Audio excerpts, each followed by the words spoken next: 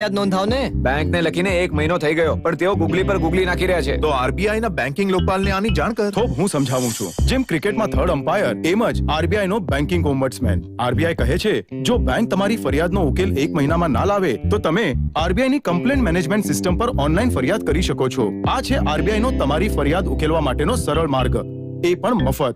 RBI કહે છે જાણકાર બનો, સતર્ક રહો.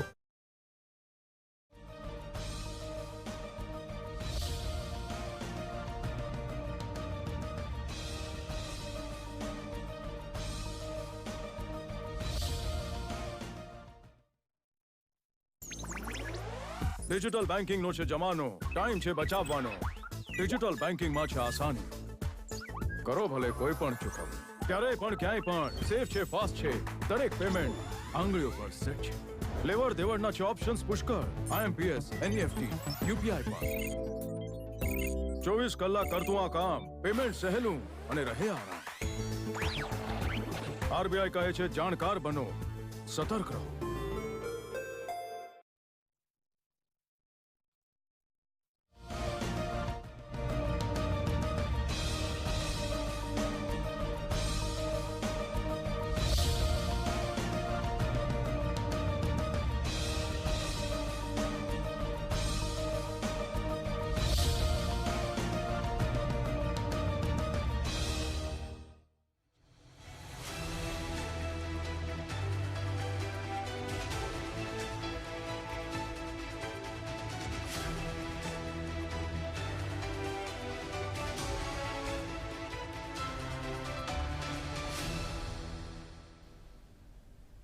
નમસ્કાર દર્શક મિત્રો, આપણા મુદ્દા આપણી વાતના ખાસ કાર્યક્રમમાં, ખાસ એપિસોડમાં આપનું સ્વાગત છે. દર્શક મિત્રો, આપ જે એપિસોડની આતુરતાથી ક્યારને રાહ જોઈ રહ્યા છો એ આજે આવી ગયો છે.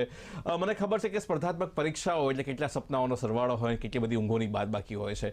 કેટલાય પાનાઓ વચ્ચેથી તમે જ્યારે વાંચતા હો અને વિચારતા હો ક્યારે પરીક્ષા આવશે, પરીક્ષામાં હું લખીશ ને મારું એક સિક્યોર ફ્યુચર હશે ને એક ભવિષ્ય હશે, ત્યારે ઘણા બધા સવાલો તમારા મનની અંદર થતા હોય. અને હવે જે પરીક્ષાઓ આવી રહી છે એ પરીક્ષાઓમાં લઈને પણ તમારા મનમાં ઘણી બધી મૂંઝવણ હશે. એટલે જ્યારે આપણે ટ્વિટર પર પ્રશ્નો પૂછ્યા અને આપણે ઘણા બધા એના પ્રત્યુત્તરમાં પણ ઘણા પ્રશ્નો પણ પૂછ્યા, તો આજે આપના તમામ સવાલોનો જવાબ આપવા માટે આપણી સાથે ગુજરાત પંચાયત પસંદગી સેવા મંડળના ચેરમેન શ્રી હસમુખભાઈ પટેલ આપણી વચ્ચે ઉપસ્થિત છે. હસમુખ સર, આપનું ખૂબ ખૂબ સ્વાગત છે. Thank you. જી, તો સૌથી પહેલા જુનિયર ક્લર્કની પરીક્ષાની આપણે વાત કરીએ તો આવતા મહિને લેવાવાની છે. બહુ ટૂંક જ સમયમાં પંચાયત સેવા પસંદગી મંડળે પોતાનું કામ કર્યું અને ફરીવાર આખી પરીક્ષા લેવા જઈ રહી છે. તો ઘણા ઉમેદવારોના મનમાં હજુ પણ શંકા કુશંકાઓ છે. તૈયારી કેવી છે અને કેટલું સજ્જ છે પંચાયત સેવા પસંદગી મંડળ આ વખતે, તો એના વિશે અમે લગભગ બધી તૈયારી કરી લીધી છે અને 9 તારીખે પરીક્ષા યોજાવાની છે. કોલ લેટર 31 માર્ચે જાહેર કરવામાં આવશે, એટલે ઉમેદવારોને કોલ લેટર મળી જશે. ગઈકાલે અમે જે જિલ્લા વિકાસ અધિકારી અને એમની જે ટીમ છે એની સાથે વિડીયો કોન્ફરન્સ પણ કરી અને હું માનું આ અમારી લગભગ 3જી વિડીયો કોન્ફરન્સ હતી. એટલે અગાઉ પણ અમે વિડીયો કોન્ફરન્સ કરેલી છે. એટલે તંત્ર આખું તૈયાર છે એના માટે અને પરીક્ષાની બધી તૈયારી થઈ ગઈ છે. ઉમેદવારો નિશ્ચિંતપણે એની તૈયારી કરે અને પરીક્ષા આપશે. જી, તો આમાં પારદર્શકતા જાળવવા માટે શું વ્યવસ્થા વખતે કરી છે? કેવી તકેદારી મંડળે લીધી છે? આપણે એક તો પરીક્ષા કેન્દ્રની અંદર કોઈ ગરબડ ના થાય આપણા માટે સૌથી મોટો પડકાર હોય છે અને એના માટે આપણે પરીક્ષાનું જે સમય છે એટલે સમય દરમિયાન આખી વ્યવસ્થા, ઉમેદવારો કેન્દ્રમાં પ્રવેશે ત્યારે એમનું ફ્રિસ્કિંગ કરવામાં આવે, પછી એ લોકો કેન્દ્રમાં વર્ગખંડની અંદર બધામાં સીસીટીવી છે, પછી જે સુપરવાઇઝર છે, અમે એક બોર્ડના પ્રતિનિધિ તરીકે બહુ સિનિયર કહેવાય એવા અધિકારીને પરીક્ષા કેન્દ્રમાં રાખેલા છે. પોલીસ અને આખું તંત્ર ઇન્ટિગ્રેટેડ ફોર્મમાં કામ કરશે. સીસીટીવીની પ્રોપર નિગરાની કરશું.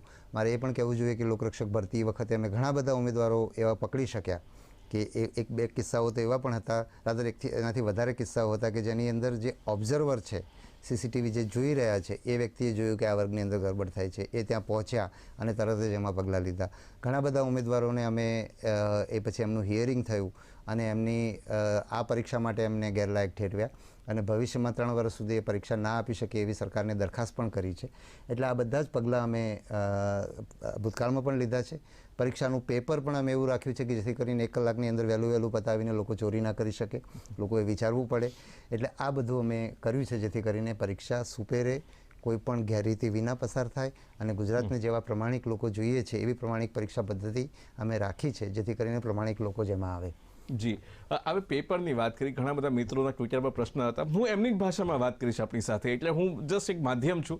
એટલે એમણે પૂછ્યું છે કે જેમ LRDનું પેપર બહુ લાંબુ ને એવું કંઈક આવી ગયું હતું કે જેમાં ખરેખર આમ માથું પકડવું પડ્યું હતું, તો આ વખતે પેપર ખરેખર એવું છે કે જેમાં ખરેખર વધારે તૈયારી માંગી લેશે, અથવા કંઈક નવી સ્ટાઇલ છે, અથવા તો કંઈક ચોંકાવનારું કંઈક આવશે, એ પ્રકારની કંઈક, એટલે કેવી તૈયારી ઉમેદવારો કરે એવું એ લોકો પહેલી પૂછી રહ્યા વસ્તુ તો છે. મારું પોતાનું એવું માનવું છે કે કોઈ પણ પરીક્ષા, સ્પર્ધાત્મક પરીક્ષા જ્યાં આટલી મોટી સ્પર્ધા હોય તો પ્રશ્નપત્ર ચોંકાવનારું જ હોવું જોઈએ.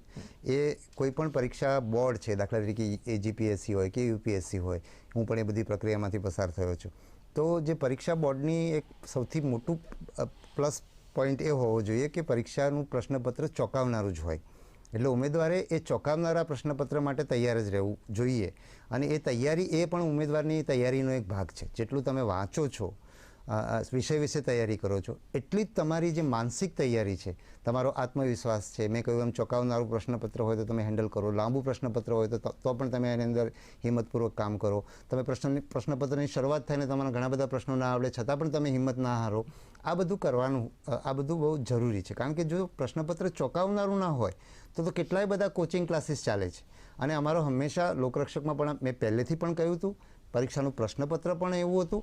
અને એટલે કે જે સરપ્રાઇઝ એલિમેન્ટ કહીએ, તમે જેને ચોંકાવનારું કહ્યું છે, એ તો એક મુખ્ય બાબત છે અને આ પરીક્ષાની અંદર પણ રહેશે. એટલે ઉમેદવારોને મારે એ કહેવાનું છે કે ઉમેદવારોએ, અને આ પરીક્ષાનું પ્રશ્નપત્ર પૂરું કરવામાં ઉમેદવારને સમય લાગશે, એટલે એમાં એમને બરાબર લાગેલા રહેવું પડશે. તમને એ પણ ખબર હશે કે લોકરક્ષકનું જે પ્રશ્નપત્ર છે એ 2 કલાકમાં 100 પ્રશ્નો હતા, અત્યારે 1 કલાકમાં 100 પ્રશ્નો છે. એટલે તમે ક્યાંય આડાઅવળું જોયા વિના તમે પરીક્ષા આપજો, જેથી કરીને કોઈ ગેરરીતિ ના કરી શકે. એટલે એ તો એક અમારો મુખ્ય ટાર્ગેટ છે.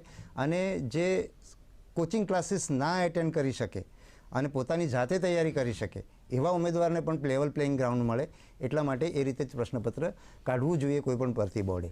જી, તો હવે આપણે વાત કરીએ તો અહીંયા જે મિત્રોએ પ્રશ્ન પૂછ્યા છે, મારી પાસે જે પ્રશ્નો ભેગા થયા છે, સર GCRTની બુકમાંથી પ્રશ્ન પૂછાશે ને કરંટ અફેર્સ કેટલું વાંચવું, કરંટ અફેરની દ્રષ્ટિએ વિદ્યાર્થીઓએ પાછલા કેટલા મહિનાના કરંટ અફેરના રિવિઝન પર ધ્યાન આપવું, તો આનો આ બધા પ્રશ્નો તો મારા માટે પણ નવા છે. કારણ કે પણ દાખલા તરીકે શું તમે એક પછી કહેશો તો મને વધારે. એક તો GCRTની બુકમાંથી જો એમાં હંમેશા અમે 12મા ધોરણના ધ્યાનમાં રાખીને કેટલા બધા પ્રશ્નો, ગઈ વખતે દાખલા તરીકે GCRTમાંથી હતા, GCRT, NCERT એ બધા મુખ્ય પાઠ્યપુસ્તકો છે.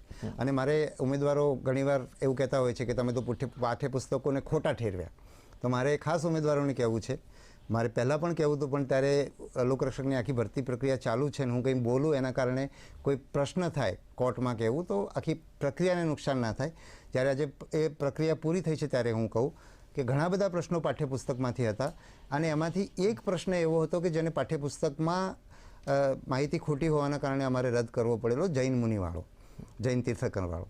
એ સિવાયના બધા જ પાઠ્યપુસ્તકની માહિતી સાચી હતી. જે પ્રશ્નના કારણે ખૂબ બધું ચગ્યું અને હાઈકોર્ટમાં મેટર થઈ, એ પ્રશ્નનો પણ તમને ખ્યાલ હોય તો એ પ્રશ્નનો અમે જે જવાબ આપ્યો હતો એ જવાબ અમને બદલવો પડ્યો. જે ગ્રહો વચ્ચેના અંતરની વાત હતી તો એ જવાબ અમારે બદલવો પડ્યો.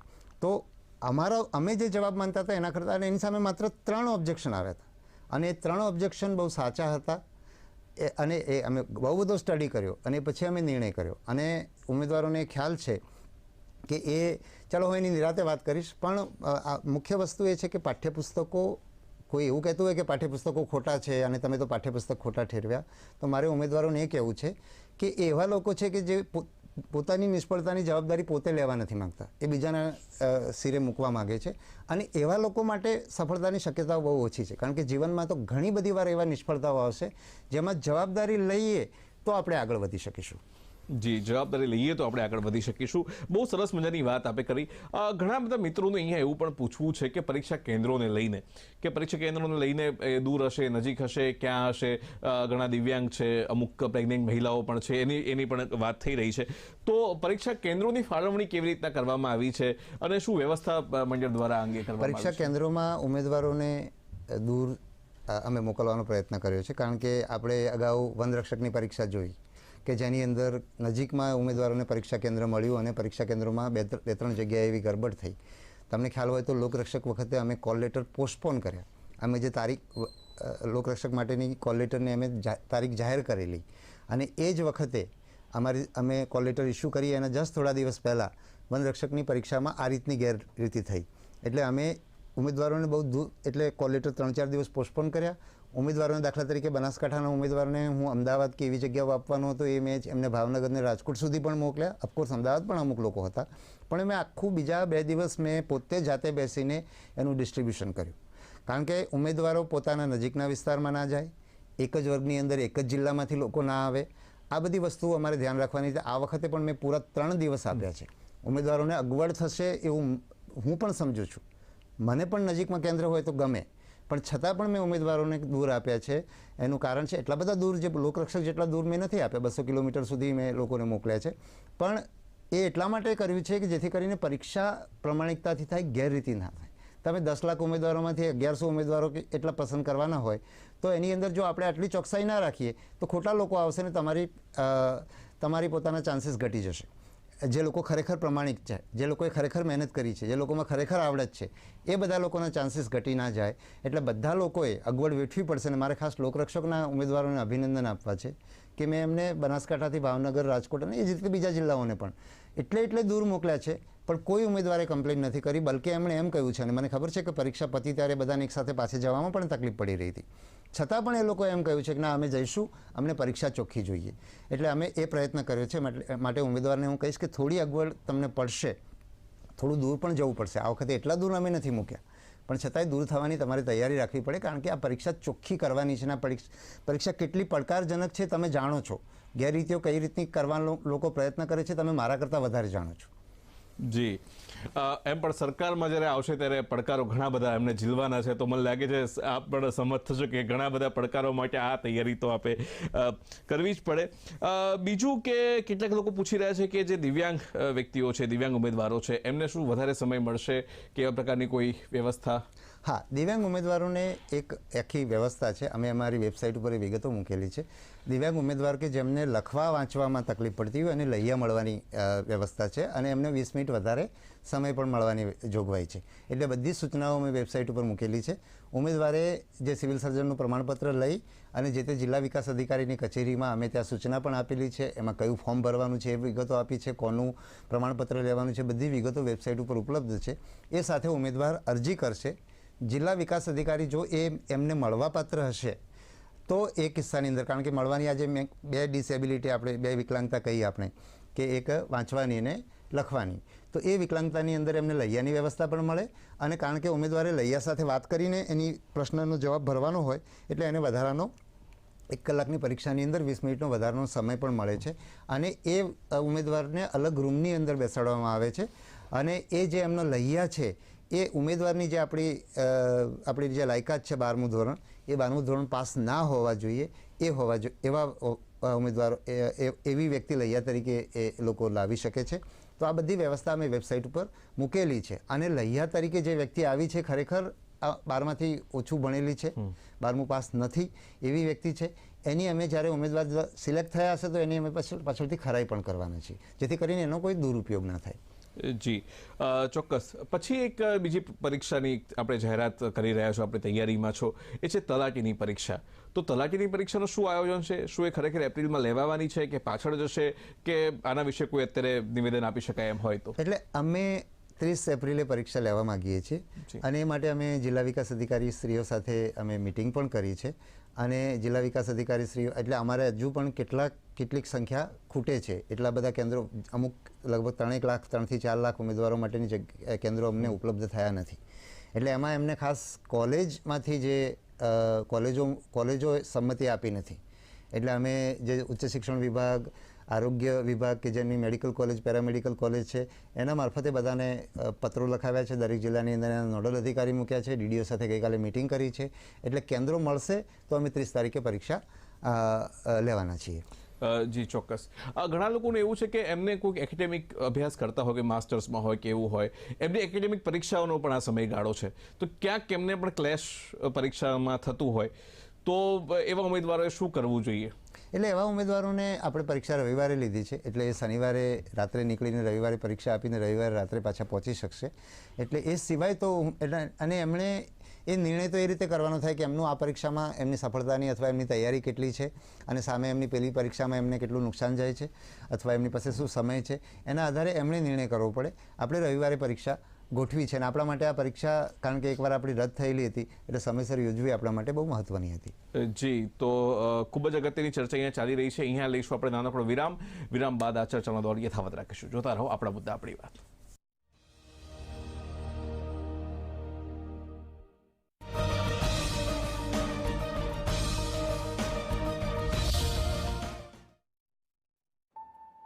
Payment fail. પણ પૈસા તો કપાઈ ગયા. ગઈ મારી મહેનતની કમાણી. થઈ જશે ભરપાઈ, ચિંતા ના કર મારા ભાઈ. જો ડિજિટલ ટ્રાન્ઝેક્શન ફેલ થઈ જાય અને અકાઉન્ટમાંથી પૈસા કપાઈ જાય તો બેંક સમયસર પૈસા પાછા કરશે. નહીતર કોમ્પન્સેશનનું છે પ્રાવધાન. નહીતર આરબીઆઈના ઓમ્બડ્સમેનને ફરિયાદ કરો આપ. Your bill. મારી ફીસ. આરબીઆઈ કહે છે જાણકાર બનો, સતર્ક રહો.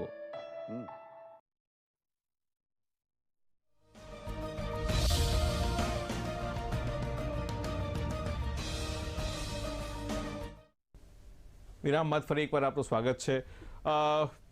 બીજો એક પ્રશ્ન જે લોકોએ ખૂબ જ પૂછ્યો એક એ છે કે ગ્રામ સેવકની નવી ભરતીની જાહેરાત ક્યારે થશે અને એને અંગે મંડળની શું તૈયારીઓ છે? એટલે હું થોડુંક એમાં ઉમેદવારોને જાણ માટે સમજાવું કે મંડળની ભૂમિકા જ્યારે સરકાર નક્કી કરે છે કે અમને આટલી જગ્યાની તમે ભરતી કરી આપો, ત્યારે મંડળ ચિત્રમાં આવતું હોય છે. એટલે ગ્રામ સેવકને આપણે ભરતી કરી, કેટલાક લોકોની લાયકાત ન, એટલે કે એમને જે મિનિમમ 33% ગુણ લાવવાના હતા એ ન આવવાના કારણે એ લોકોની પસંદગી થઈ નહીં, એના કારણે કેટલીક જગ્યાઓ ખાલી રહી ગઈ. હવે એ જગ્યાઓની ભરતી કરવા માટે હવે ફરી સરકારમાં એટલી જગ્યાઓ વધારે ખાલી થઈ, એટલે નેક્સ્ટ ટાઈમ જ્યારે સરકાર અમને અમારી પાસે માગણાપત્ર મોકલશે જુદી જુદી જગ્યાઓ માટે, ત્યારે અમે એની ભરતી કરી શકીશું. એટલે અને પંચાયત વિભાગની લગભગ 120થી પણ વધારે કેડર છે. એટલે જુદા જુદા સમયે અમને સરકાર તરફથી જુદી જુદી જગ્યાઓ, મતલબ જુદી જુદી પ્રકારની જગ્યાઓ માટે અમુક સંખ્યામાં અમને ભરતી કરવા માટેનું આખું માગણાપત્રક મળતું હોય છે. અત્યારે અમારી પાસે ગ્રામ સેવકનું કોઈ માગણાપત્રક આવ્યું નથી. સરકારમાંથી જ્યારે માગણાપત્રક આવશે એટલે બહુ ઝડપથી અમે એની જાહેરાત કરશું અને ભરતીની પ્રક્રિયા શરૂ કરશું.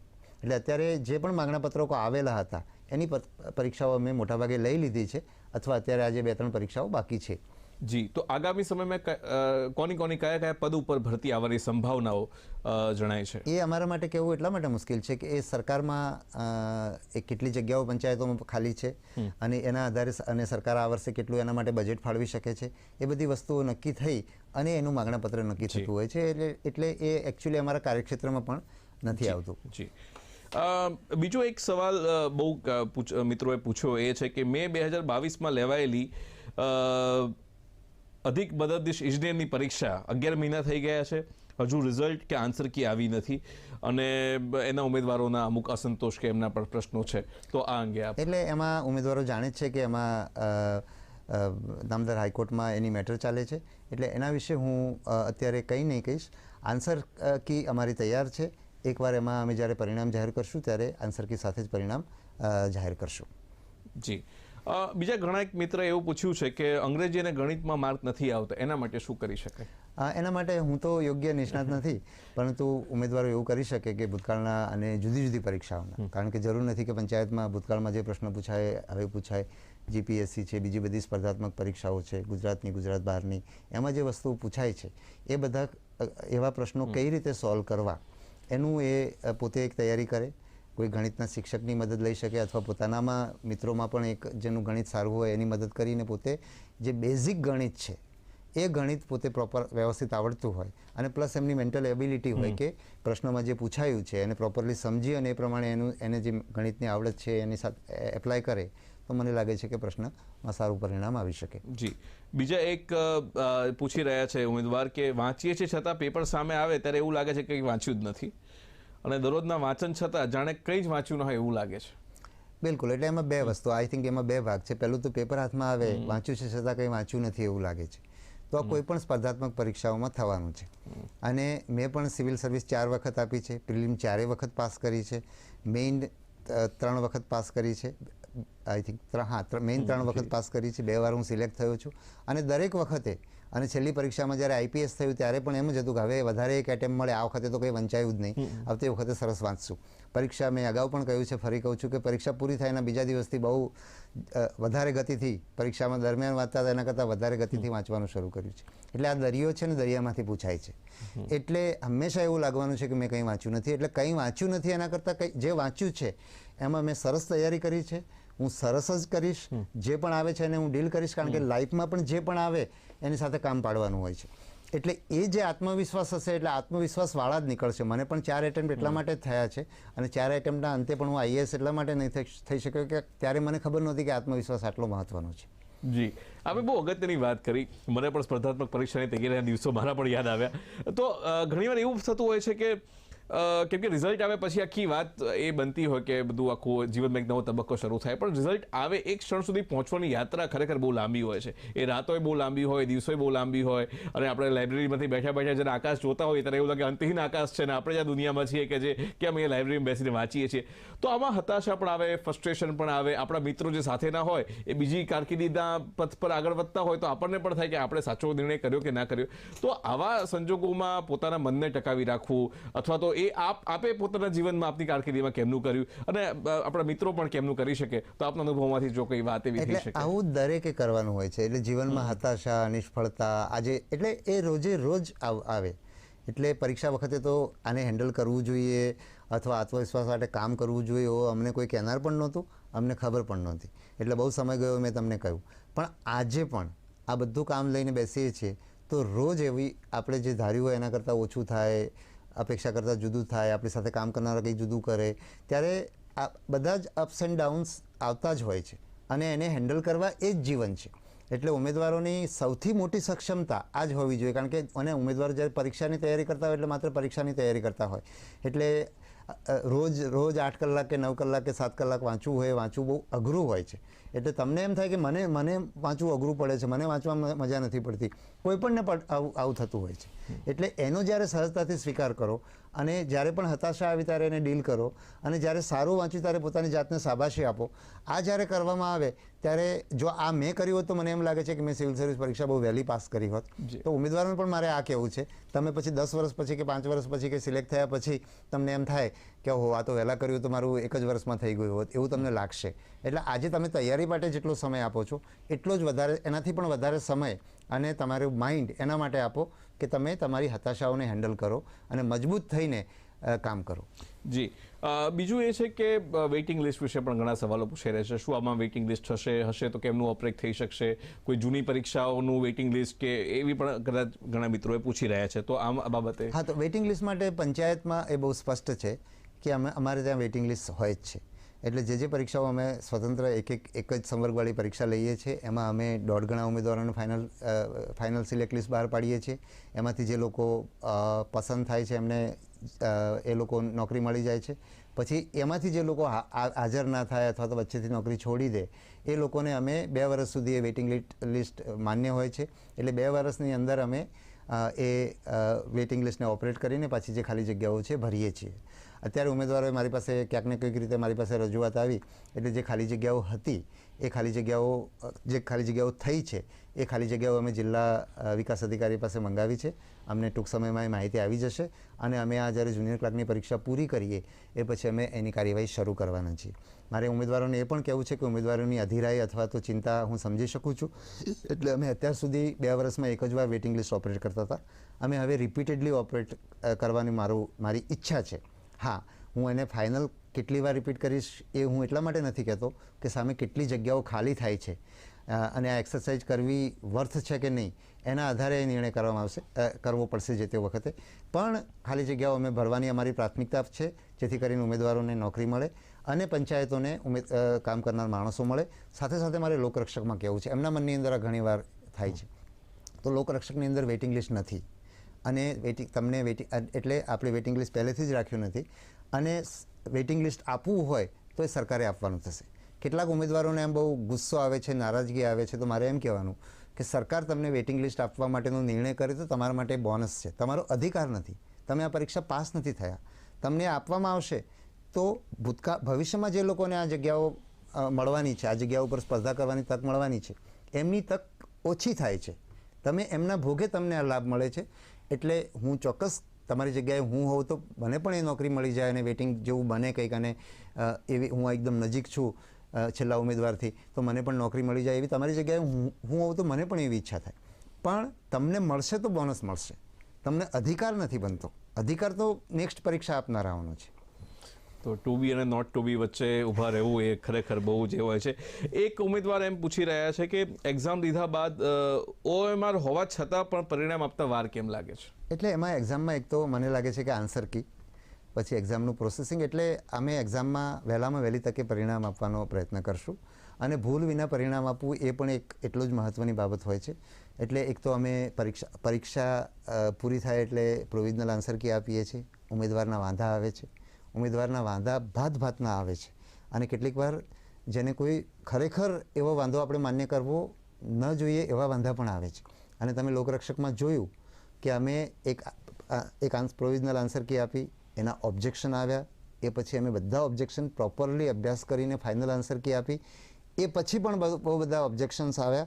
અને સામાન્ય રીતે ઓબ્જેક્શન અમે એન્ટરટેન નહીં કરવા જોઈએ, પણ અમે એન્ટરટેન કર્યા, અને કર્યા પછી પણ અમે કેવી રીતે કર્યા એ પણ મારે આજે કહેવું છે. કે અમે અમારી જે આખું બોર્ડ બેઠું, અમે બધાને જુદા જુદા પ્રશ્નો વેચી લીધા, સાહિત્ય મેળવ્યું, એક્સપર્ટ સાથે વાત કરી, બધું જ કર્યું, અને પછી એક અમે નિર્ણય પર આવ્યા કે નહીં, આમાં આન્સર જવાબ બદલવાનો થતો નથી. પછી મેં મારા બોર્ડ મેમ્બરને કીધું કે આમાંથી તમે ડેવિલ્સ એડવોકેટ બનો, કે ના જવાબ બદલવાનો થતો નથી, એમ નહીં, બદલવો જોઈએ, શું કામ બદલવો જોઈએ એની વાત કરો. આ રીતે અમે લગભગ હું માનું છું કે બે દિવસ મળીને 5-6 કલાક અમે બેસીને આ રીતે કામ કર્યું. છતાં પણ ઉમેદવારોને એમ થયું કે ના અમે જે કહીએ જવાબ આવે તો જ સાચો, એવું તો ના થઈ શકે. બરાબર છે. એટલે આ રીતે વિલંબ થવાનું એક કારણ આ પણ હોય છે, કારણ કે ઓબ્જેક્શન્સ જે હોય છે એને હેન્ડલ કરવા બહુ જ ડિટેલમાં એને આપણે હેન્ડલ કરવા પડે છે. હમણાં મેં EEની એક્ઝામના ઓબ્જેક્શનો હેન્ડલ કરીને મેં ફાઇનલ આન્સર કી બનાવી છે, એટલે મને એમાં પણ આ સમસ્યા મતલબ આ સમજાયું છે કે આમાં કેટલો સમય લાગે છે. જી, અમુક ઉમેદવારનું એવું કહેવું છે કે શું આનું કોઈ આખા વર્ષનું કોઈ વાર્ષિક કેલેન્ડર કે ટાઈમ ટેબલ આપણે આપી શકીએ, અથવા એવી કોઈ સંભાવનાઓ આપણે બનાવી શકીએ? બિલકુલ એ કરવું જ જોઈએ, અને ઉમેદવારોને એક નિશ્ચિતતા હોય તો વધારે સારું રહે. આપણે જે સિવિલ સર્વિસ પરીક્ષા તમે મેં આપી છે એમાં આવું કેલેન્ડર હોય છે. એટલે પંચાયત પસંદગી મંડળ અત્યાર સુધી જ્યારે અમને માગણાપત્રક મળે છે ત્યારે અમે ક્યારે કઈ જાહેરાત આપશું એનું અમે કેલેન્ડર આપતા હોઈએ છીએ, પણ ક્યારે કઈ પરીક્ષા લઈશું એનું નથી આપતા. એટલે હવે અમે એ પ્રયત્ન કરશું કે તમને એ કેલેન્ડર પણ આપશું. જી, બીજા એકનો એક પ્રશ્ન છે આમ કે OMR શીટમાં ખરેખર પૂર્ણ ઘાટું કરવું જોઈએ, થોડું બહાર જાય તો ચાલે, કાળી પેન, બ્લુ પેન, પેન્સિલ, કે કઈ રીતના એમાં કરવું? આવા નાના પ્રશ્નો કદાચ આપણે લખતી વખતે મનમાં આવતા હોય. બિલકુલ. એટલે ઉમેદવારોએ એ ઘાટું કરવું જોઈએ, અને એ પૂરેપૂરું ઘાટું કરવું જોઈએ. અને એની વ્યવસ્થિત સૂચનાઓ અમે એક તો આની અંદર પણ મતલબ તમારા કોલ લેટરની અંદર પણ હોય છે, એ સિવાય તમારે OMR સીટની એ પાછળ પણ હોય છે. તમને OMR 15 મિનિટ પહેલાં આપણે આપીએ છીએ, અને તમારે OMR વાદળી અથવા તો કાળી પેનથી, બોલ પોઈન્ટ પેનથી જ એને ઘાટું કરવાનું છે. અને એની એક્ઝેક્ટ સૂચનાઓ વ્યવસ્થિત રીતે તમારી OMR સીટમાં આપવામાં આવી છે. જે લોકોએ ભૂતકાળમાં પરીક્ષા આપી છે, ભૂતકાળની OMRઓ પણ એમની પાસે સ્કેન, આઈ થિંક એ તો એમને સ્કેન થઈને તો નહીં આવી હોય, પણ એ પણ એ લોકોએ એના પેલાના આધારે, પણ નવી OMRમાં સૂચના છે, તમારી પાસે પૂરી 15 મિનિટનો સમય છે, એને વ્યવસ્થિત વાંચી લેજો.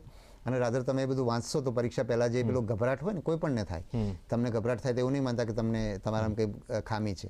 કોઈ પણને ગભરાટ થાય તો ગભરાટ દરમિયાન તમારા માઇન્ડને આમાં એંગેજ રાખશો તો એનાથી પણ તમને પરીક્ષામાં ફાયદો થશે. જી, સામાન્ય રીતે ઉમેદવારો સીધા વ્યવસ્થા સાથે સંકળાયેલા ના હોય, એટલે એમને ખબર ના હોય કે મંડળ કે બોર્ડ કે સરકાર તરફથી કેટલી બધી વ્યવસ્થાઓમાંથી પસાર થઈને આ પરીક્ષા એમના સુધી પહોંચતી હોય, તો એવા સંજોગોમાં આપ ચેરમેન તરીકે ઉમેદવારો પાસે કેવી અપેક્ષા રાખો છો, અને એ કેવી ભૂલો ઘણીવાર કરતા હોય છે, અથવા તો કેવી ગેરસમજ સાથે ઘણીવાર પરીક્ષાઓમાં ઉપસ્થિત થતા હોય છે? એટલે એક તો ગેરસમજ એટલા માટે કે એક તો ઘણીવાર શું થાય કે પેપર ખરાબ આવે. મેં જ હમણાં થોડા સમય પહેલાં જ એક પરીક્ષા આપેલી, અને પરીક્ષા આપતા પહેલાં મને કોઈક મારા સાથીઓ મળી ગયા અને એમણે કીધું કે આમાં તો બધી ગરબડ જ હોય છે. એટલે જ્યારે પેપર મારા હાથમાં આવ્યું, આ તો હમણાંની એકદમ તાજી વાત કરું છું, બરાબર, પેપર મારા હાથમાં આવ્યું તો કેટલાક પ્રશ્નો નહીં આવડ્યા, તો મને એમ થયું કે આ તો પ્રશ્ન જ ખોટો હશે. બરાબર છે. જો મારો એ એટીટ્યૂડ અને મારા થોડાક જ માર્ક્સ માટે હું એ પરીક્ષા પાસ નહીં કરી શક્યો, બરાબર છે, તો જો મારો અભિગમ આવો ના હોત, મને પાછળથી થયું કે મારો અભિગમ આવો ના હોત તો આ થોડા માર્ક્સ મારા જે નહીં આવ્યા એ આવી જાત. એટલે એક સિસ્ટમમાં ભરોસો રાખો, અમે જ્યારે જીપીએસસીની પરીક્ષા મેં પાસ કરી હતી, જીપીએસસી વર્ગ 1-2ની પરીક્ષા પણ મેં પહેલા પ્રયત્ને 17મી કે 18મી રેન્ક સાથે મેં પાસ કરી હતી. ત્યારે અમને જીપીએસસી વિશે પણ અમે આવું જ સાંભળેલું કે ભાઈ આમાં તો 50,000 રૂપિયામાં આપો એટલે તમારી પસંદગી થઈ જાય. અને એ વખતે પાછળથી એ જીપીએસસીના ચેરમેન જે આપણા કેડી વસાવા સાહેબ હતા, એમને જીપીએસસીના સભ્ય તરીકે 6 વર્ષ, ચેરમેન તરીકે 6 વર્ષ કામ કર્યું. એમને હું પાછળથી મળ્યો ત્યારે ખબર પડ્યું કે નખશીક પ્રમાણિક માણસ, બરાબર. અને એના વખતમાં પણ આવી વાતો થતી હતી. અને મને તો ખબર નહીં સાચું કેટલું હશે, પણ મારી પરીક્ષામાં હું પસંદગી પામી ગયો. પછી મારા સાથીઓ પસંદગી પામેલા કોઈકે કહ્યું કે જે લોકોએ લાગવગનો પ્રયત્ન કર્યો ને એ બધાને 0 માર્ક્સ આપી દીધા. મને એ ખબર નથી એવું થયું હશે કે નહીં, પણ એકદમ પ્રમાણિકતાથી કામ કરનાર જીપીએસસી વખતે પણ અમારા મનમાં આવો અભિગમ હતો. અને જ્યારે આવો અભિગમ હોય ત્યારે આપણે આપણું પોતાનું સર્વસ્વ ના આપી શકીએ. મેં મારો જ દાખલો કીધો, એટલે તૈયારી વખતે પણ અને પરીક્ષા ખંડમાં પણ. જી.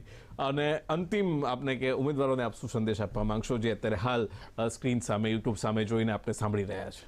ઉમેદવારોને હું એ કહીશ કે અમે અમારાથી બનતો શ્રેષ્ઠ પ્રયત્ન કર્યો છે અને આ પરીક્ષા સરસ રીતે પાર થશે એવી અમને શ્રદ્ધા છે. ઈશ્વરે અમને કાયમ એ પ્રકારની મદદ પણ કરી છે.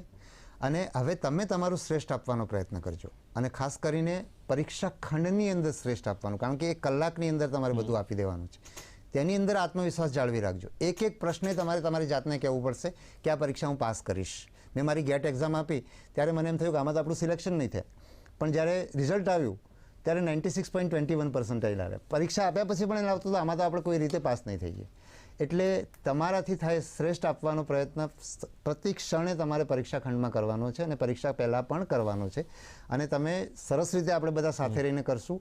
ક્યાંય પણ કંઈ પણ ગરબડ દેખાય તો તરત જ ધ્યાન દોરવાનું. પરીક્ષા ખંડની અંદર પણ ગરબડ દેખાય તો તરત જ ધ્યાન દોરવાનું. જી, તો ખૂબ ખૂબ આભાર સર આપનો કે આપે અમારા ઉમેદવારો સાથે સીધો સંવાદ કર્યો અને એમને એક હૈયાધરણ આપી, એક આશા આપી, એક સંદેશ આપ્યો. તો અને દૂરદર્શનમાં આવીને આ સંવાદ કરવા બદલ આપનો ખૂબ ખૂબ આભાર. Thank you. તમે પણ આ તક આપી અને ઉમેદવારો સુધી પહોંચવાનું અને એમની સાથે એક સંબંધ બાંધવાનો જે અવસર દૂરદર્શને આપ્યો છે એના માટે તમારો અને દૂરદર્શનનો આભાર માનું છું. જી. તો આ હતા ગુજરાત પંચાયત સેવા પસંદગી મંડળના ચેરમેન શ્રી હસમુખભાઈ પટેલ. અને દૂરદર્શન હંમેશા ઉમેદવારો અને સ્પર્ધાત્મક પરીક્ષાના ઉમેદવારો હોય અને જે પરીક્ષા બોર્ડ છે, હંમેશા એની વચ્ચે એક સંવાદ સેતુ સ્થાપવાનું કામ કરે છે. આ સંવાદ સેતુમાં આમાં નિમિત્ત થવામાં અમને હંમેશા એક આનંદ અને સંતોષ મળતો હોય છે. તો એ તમામ દર્શકોનો આભાર માનું છું કે જેમણે એક નિખાલસ ભાવે પ્રશ્નો પૂછ્યા, અને આપનો પણ ખૂબ ફરી એકવાર આભાર કે આપે ખૂબ જ નિખાલસ અને પારદર્શક રીતે એના જવાબ આપ્યા.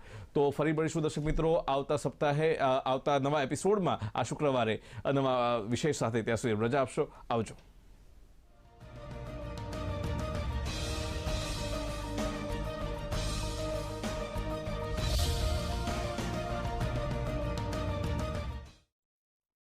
હા, વિશાલ છે ને, એનું બધું બરાબર ચાલે છે. કાલે એના બેંક એકાઉન્ટમાં 15,000 રૂપિયાનો ફ્રોડ થયો છે, ખબર છે?